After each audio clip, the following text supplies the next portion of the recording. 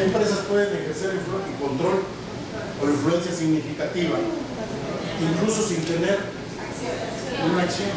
Pero sería sin violar la ley, como en el caso que usted menciona. Dice que si hubiera una ley antimonopolio.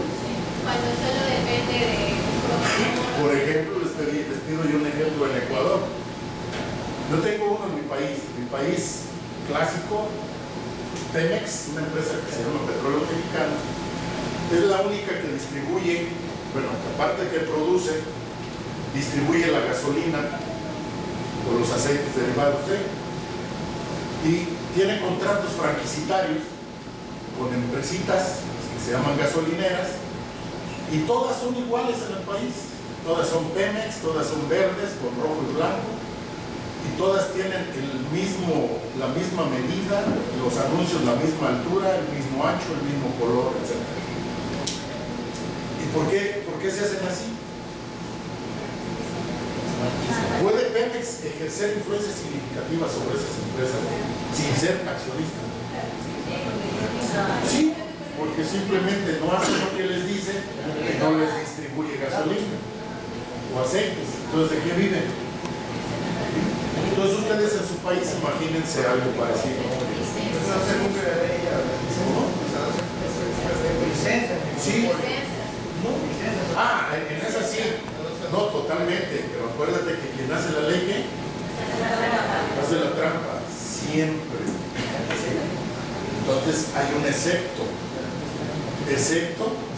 aquellos bienes administrados por el Estado. Igual, es que no sé qué fue primero, el huevo o la gallina. Pero parece que todo es similar. ¿Cómo? Sí, las mejores familias. Normalmente. Acuérdate de mi prima.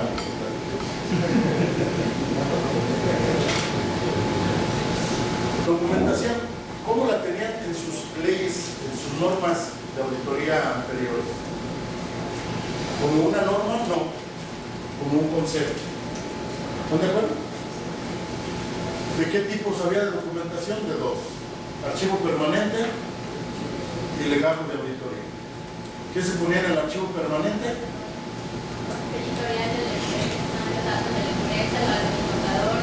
Contratos, declaraciones impositivas, todo lo que debía de quedar por muchos años. Aquí, ¿cuántos años tienen que guardar por ley las declaraciones fiscales? 6. En mi país 5.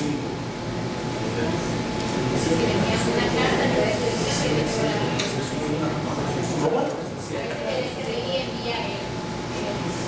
Envía una carta para que se extienda el plazo para que el contribuyente guarde por mucho más tiempo.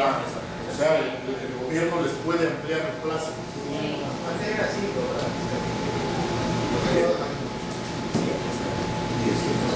Y el otro se llamaba legajo de auditoría. Legajo de auditoría. Esa documentación es la que el auditor utiliza o va creando cada auditoría que hace. Es decir, cada año. ¿Y qué ponemos ahí? Los papeles de trabajo del auditor. Los dos archivos deben de tener una carátula, o es decir, un índice para su mejor comprensión y localización de documentos. Entonces, el objetivo de esta norma internacional, la 230, llamada documentación, que les insisto, ustedes la tenían como un concepto igual que nosotros, y a nivel internacional es una ¿qué? Una norma. Y el objetivo de esta norma es el auditor deberá preparar en forma oportuna documentación de auditoría que proporcione un registro suficiente y apropiado de la base para el dictamen del auditor y que muestre la evidencia de que la auditoría fue practicada de acuerdo con las normas internacionales y los requisitos legales y regulatorios aplicados. Por ejemplo, enseguida vamos a ver otra norma que se llama planeación. ¿Qué nos dice la planeación respecto de la auditoría? ¿Quién la debe hacer? Si a mí me contratan para hacer una auditoría de una mina, busco en mi oficina quien sea especialista en minas. No tengo en mi oficina, busco en otro lado tratar de controlar, de contratar. ¿Para qué? Para dar un mejor servicio. ¿Qué tamaño es la empresa, la minera? ¿Dónde está? Etcétera, etcétera. ¿Tiene sucursales o no tiene? Todo eso nos va a decir qué tipo de personal, qué tipo de preparación va a tener y aparte cuánto personal y por cuánto tiempo. Y todo eso debemos dejar ¿qué? Evidencia.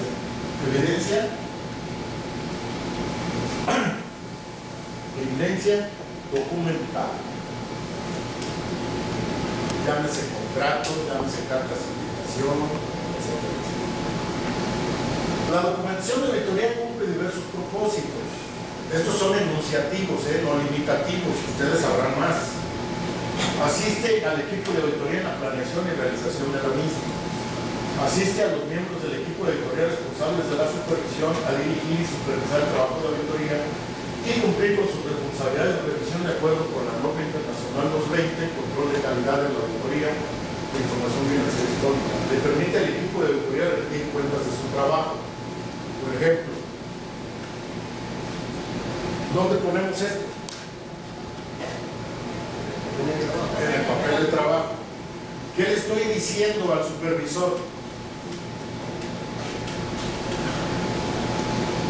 ¿Cuánto de alcance hice de esa revisión? La supervisión, ¿dónde la ponen ustedes en sus papeles de trabajo? Nosotros tenemos un cuadro arriba a la derecha que dice elaborado por, realizado por. Y la que firma. ¿Qué estamos dejando en la documentación, en el papel de trabajo?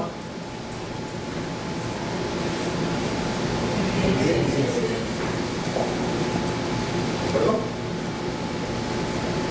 Le permite a un auditor experimentado llevar a cabo revisiones e inspecciones de control de calidad de acuerdo con la ISQ-C, que se llama control de calidad para firmas que practican auditorías y revisiones de los estados financieros y otros trabajos de aseguramiento y áreas relacionadas.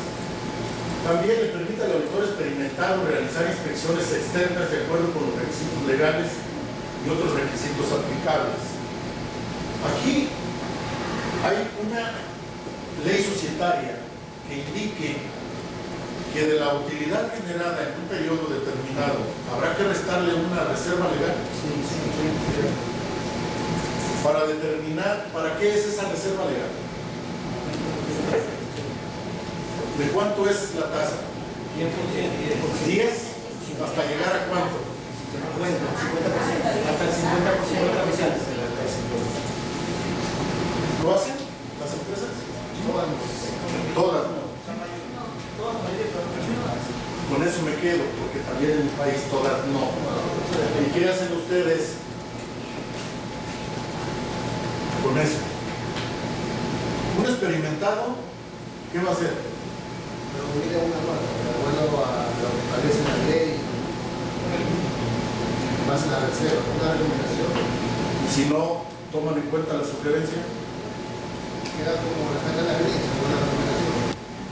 sí, y si yo te recomiendo que lo hagas, y suponte que sea de importancia relativa. No, es la recomendación nomás, eso queda como la papel de trabajo. Y si la evidencia y dejas evidencia de auditoría de que tú hiciste tu trabajo conforme a las normas internacionales. Claro. Pero eso no te podría llevar a una salvedad. Claro, si es significativo, sí. Es a lo que me refería. Si es significativo, sí. Claro. Bien. No existe insolvencia societaria cuando las empresas están en quiebra técnica, es decir, disueltas por ley. También en mi país hay el artículo 229 de la Ley General de Sociedades Mercantiles que dice: son motivo de disolución. La fracción quinta dice que la empresa tenga perdido a las 2/3 partes de su capital. Sí, más del 50%. Aquí es más del 50%, Sí. no las 2/3. Y hay empresas que ustedes conocen que están en el supuesto, Sí. ¿están disueltas? No, no sé proceso de liquidación, algunas, otras no. ¿Y qué hace el auditor? Aquí la compañía le da más, le da una prórroga para el... ¿Qué recomiendas otra vez? Si dice la ley que está disuelta. Claro, se da una salvedad. Eso es lo que quería escuchar de ti. ¿Qué estás recomendando lo que dice la ley?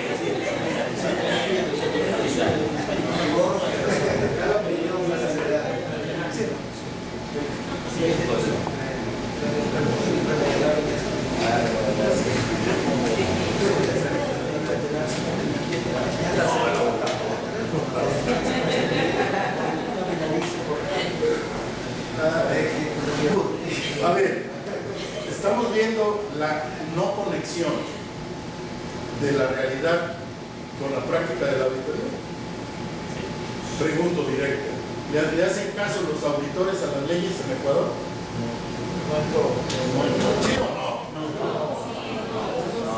Bueno, corrige para que no se sientan mal.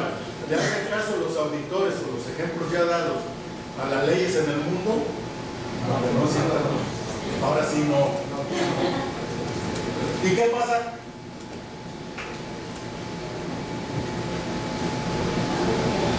¿Qué pasa con los auditores que no hacen caso y no cumplen con las leyes? Nada. No pasa nada. Lo mismo que las empresas, todo lo que le sugirió el compañero que hace el siguiente año, no le cambia la fecha. 2010, mayo 13 es el 2011. Porque ¿qué hizo la empresa? Si el auditor no le hace caso a la ley, ¿ustedes creen que la empresa le va a hacer caso al auditor? Además, ¿qué dicen? Para eso te pago. Claro. El auditor también debe investigar, porque a veces hay temas que no son del área del auditor, pero sin embargo deben tener conocimiento. Estoy citando de que una empresa utilizaba un pozo para esa agua luego se procesaba, pero esa empresa no se dio cuenta que en la municipalidad hay una ley para las aguas, entonces ahí hay que pagar impuestos sobre esa agua, aunque el pozo esté en su propiedad. Pero no, o sea, cuando fuimos a ver, no había ni una sola planilla de servicios básicos en funciones del agua potable. Entonces nos extrañó de que una empresa que hacía agua no tuviera esa planilla de consumo de agua. Entonces fuimos a verificar y dijeron, no, eso no es un pozo. Entonces cuando supe eso, no, pero un pozo, y fuimos a ver y todo, y por ahí uno del compañero dijo, pero esto tiene impuestos, esto se paga impuestos, y ahí nosotros queríamos investigar cuál es la ley y todo, porque a veces los hombres no tampoco nos quiero hacer todo, claro, investigar y que todos eran analíticos, si no hay una cosa, ¿qué hay que hacer? Pero vieron, a veces, bueno, dicen los que saben que nuestras acciones del más del 90% son inconscientes. No sé si es cierto, ¿no? Ya ven que pasa una mujer, una muchacha y conscientemente. Y aquí conscientemente, ¿se fijaron lo que dijo la compañera auditora? La compañía no sabía que tenía que pagar impuestos. ¿Ustedes creen que la compañía no sabía? Y ya la estaba exonerando. ¿Cuál fue el resultado? No tenía conocimiento, pero... No tenía conocimiento, que no es lo mismo que no sabía. No es lo mismo, pero es que cuando al año siguiente lleva la comunicación de domicilio. Pero tenían años. Ignoraba ese. Y eso, no se les olvida este ejemplo y este concepto. La ignorancia donde puso. Esto lo tenemos como qué? Como un postulado, porque eso es importante para lo que vamos a seguir viendo. ¿Qué hacían ustedes en su dictamen? Porque si era significativo el valor del consumo de agua era... ¿Y el riesgo era qué? De que los costos de lo que estaban utilizando eran... ¿Y el riesgo al final era qué? que la compañía, el negocio no continúa en marcha. Bien. Continuamos. ¿Dudas hasta aquí? ¿No hay? La naturaleza de la documentación. La documentación de auditoría puede ser almacenada en papel, electrónicamente, u otro tipo, o combinada. La documentación reunida en un archivo de auditoría incluye programas de auditoría, análisis, memorándum, resúmenes de temas de importancia, cartas de confirmación, etc. No reemplaza los registros contables propios, no es contabilidad.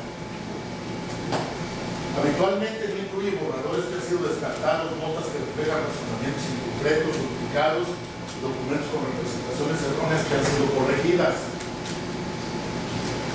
que vemos que no las corrigen, las cambiamos nada más la fecha. Las cuestiones de importancia para proporcionar evidencia deben ser documentadas a fin de respaldar la opinión de la auditoría y demostrar que ha sido practicada conforme a las normas internacionales. La forma. ¿Qué hay que considerar? ¿De qué naturaleza es la empresa? ¿Es pública? ¿Es privada? ¿De otros servicios? Luego, la forma del dictamen del auditor.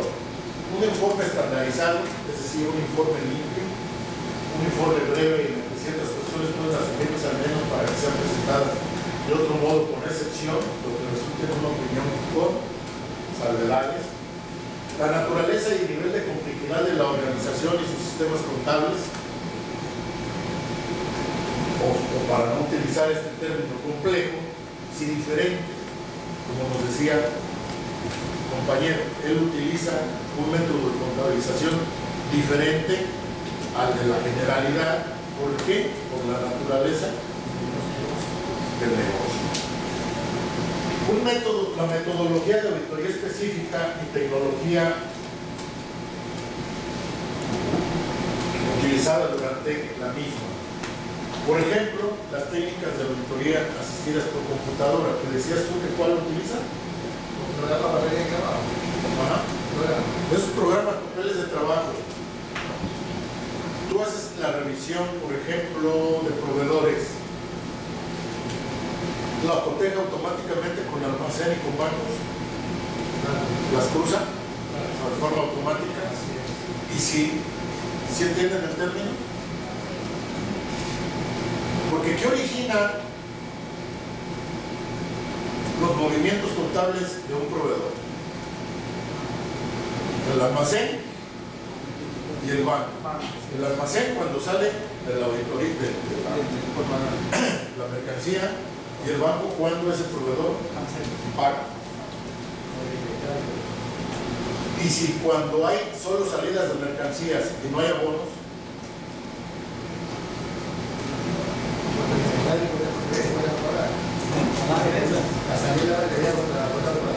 cuentas por pagar.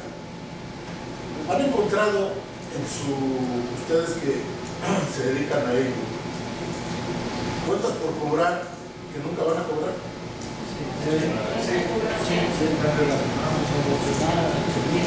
Relacionada, socio, o las que mandan a los accionistas y socios, función accionista, ¿verdad? ¿Sí se entiende eso? ¿Sí? También aquí se da. De clientes inexistentes, claro. Clientes inexistentes. Sí se da. Los mismos clientes que a veces no cancelan. Bien, pero un cliente es por moroso. De vez en cuando ese cliente, cuando menos te compra y tiene un cargo, y si no tiene abonos, pues ya no le vendes. Pero aquí estamos hablando de una cuenta por cobrar que nada más tiene, y aquí es un año, aquí es otro, y aquí es otro, y aquí es otro, y aquí es otro.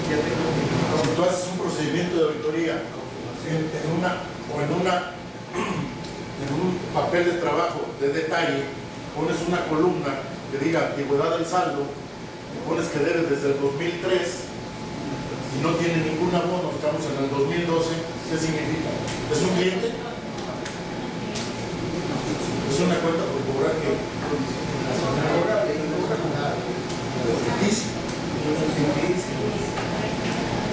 eso afecta significativamente los estados financieros.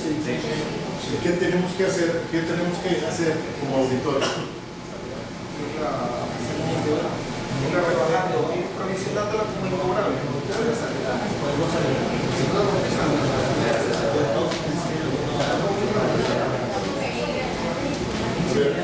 Antes de irnos al final del dictamen, ¿qué tenemos nosotros que hacer como auditores? El compañero dice cancelarla. ¿Tú qué? ¿Tú qué facultades tienes para cancelar o no una cuenta de una contabilidad que auditas? Ninguna, lo indicaría Hasta ahí, ninguna. ¿Qué es lo que tenemos que hacer? ¿Qué hacemos? ¿Qué le cambias cada rato, cada año?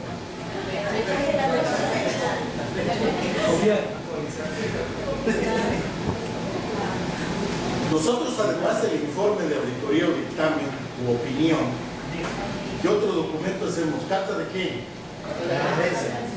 De sugerencias. Entonces, ¿qué hacemos, compañero? Sugerir que esa cuenta la manden ¿a dónde? gasto. Refrescado, porque nunca la vas a cobrar, porque no existe. Entonces, si la mandamos a resultados, ¿qué va a pasar con la supuesta utilidad? Va a bajar. Sí, es significativa. Y no nos hace caso de la sugerencia, la gerencia de la compañía. ¿Qué hacemos? La salvedad. ¿Por qué? ¿Por limitaciones en el alcance o por desviaciones a los principios?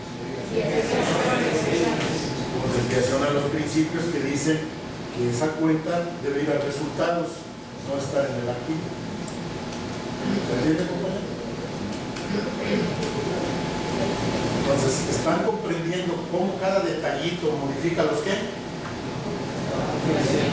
Los estados financieros. En la mañana dijimos que la nueva tendencia y modificaciones de las normas internacionales de auditoría iban enfocadas a dos cosas. ¿Cuál fue la primera, compañera? Fraude y error. Y la otra, el riesgo. ¿Se acordaron?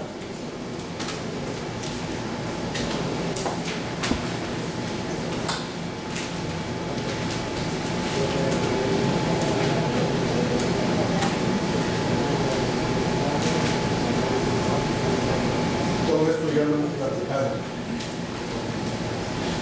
La forma, revisión. ¿Revisión de qué? De la documentación de auditoría. Una persona con una competencia al menos equivalente debe considerar que sí, los resultados del trabajo realizado han sido documentados de manera apropiada.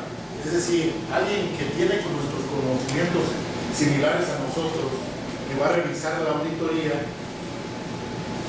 va a considerar si los resultados del trabajo realizado han sido documentados de manera apropiada o no. Todas las cuestiones de auditoría significativa han sido resueltas y si los objetivos de auditoría se han alcanzado, las conclusiones son coherentes con los resultados del trabajo realizado y si respaldan la opinión. Todo eso, ¿dónde debe de estar? En la documentación. La utilización de documentación preimpresa en los trabajos de auditoría en práctica habitual es práctica habitual para las firmas de auditoría. Por ejemplo, las listas de verificación del estado de avance, los cuestionarios de control interno, los programas de auditoría, las cartas modelo que les enseñé en un dictamen de la mañana, los índices para la organización estándar de los papeles de trabajo. Aquí, bueno para ustedes, en su país, me dice su compañero que aquí el Estado les da un catálogo de cuentas, ¿verdad? Magnífico. En mi país lo hacíamos hasta 1974. En 1974, nuestro país guiado por el que manda, ya saben quién es, dijo que se que se autorregule. Es así como nosotros, pudiendo tener la cuenta 100 caja, las 101 bancos, todos los documentos por cobrar, 103 clientes, 104 deudores reversos, etcétera, etcétera, etcétera. Ahora cada compañía, cada firma de contabilidad le pone el número que le da su lugar. Entonces, esta estandarización en nuestro país no se da como tal. Aquí sí. Ahora bien, en la firma de auditoría, también el Estado nos proporcionaba los índices, nos proporcionaba las marcas. Por ejemplo, nosotros sabíamos que el símbolo del gato, cualquiera, auditor o contador sabía que cuando estábamos revisando los datos operativos, por ejemplo sueldos, poníamos a su derecha el símbolo o a cualquier rubro, decía partida a revisar. ¿Entienden? Ahora cada firma, cada despacho pone el que le da. ¿También aquí sucede? ¿Tú en tu despacho tienes unas? Ustedes tienen otras. Usted tiene otras porque las puede inventar. Y así sucesivamente. Entonces, ¿qué pasó con la estandarización? No hay nada. ¿Y qué nos obliga la norma internacional de auditoría? A hacerlo. ¿Lo van a hacer? Es una norma, si no, incumplir algo con la norma.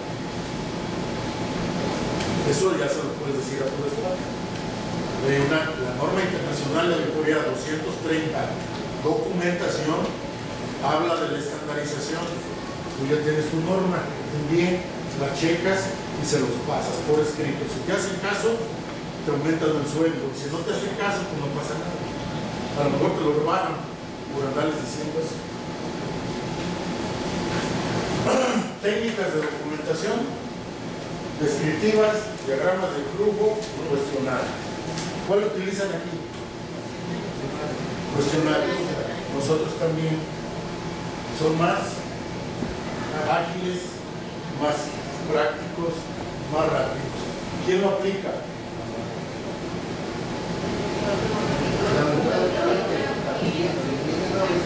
Pero del departamento de auditoría, de la firma de auditoría, ¿quién debe de aplicar el cuestionario? Cualquiera, como decía el compañero, el junior, el senior, el staff, el supervisor. Bueno, la norma dice que el de más experiencia que esté disponible. ¿De acuerdo? Así es. El de más experiencia que esté disponible. Si el socio, el que más sabe, está disponible, pues ¿de acuerdo? ¿Entienden?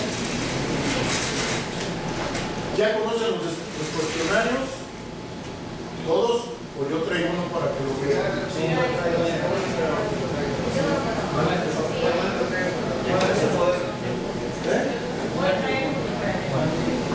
Ahí está, ahorita lo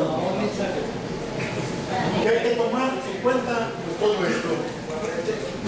El tamaño de la entidad, el giro de la entidad, si la entidad tiene sindicato, si no es sindicato, su naturaleza societaria, sociedad anónima, responsabilidad limitada, económica simple, o las que conozcan aquí en sociedades anónimas, ¿qué más?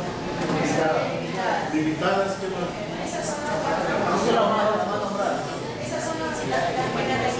Son las más grandes, las limitadas y las anónimas.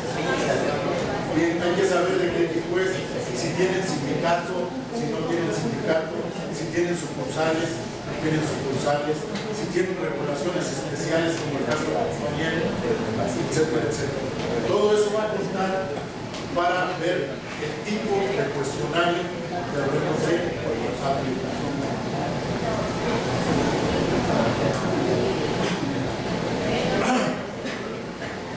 desviación a lo prescrito de los requisitos relevantes que vimos en la lámina anterior. Si debido a circunstancias excepcionales el auditor juzgue necesario desviarse de lo prescrito por un requisito relevante contenido en una norma internacional, el auditor deberá documentar la manera en que el procedimiento editorial alternativo realizado alcanza el objetivo de dicho requisito y a menos que queden claras de otro modo las razones de dicha desviación. Esto lo comentamos hace rato, que cómo era posible que la norma internacional se debe aplicar con integridad y una misma norma se contradice una parte diciendo que podemos desviarnos. Entonces, ¿las aplicamos íntegramente o hay una excepción? Pues existe una excepción, por lo que les dije desde la mañana. Quien hace la norma, hace la trampa. ¿Claro? Hay que identificar a la persona a cargo de la preparación y la revisión. Ya les dije cuál es. Que sea el auditor más experimentado disponible, el que tenga que ir a aplicar. ¿De acuerdo?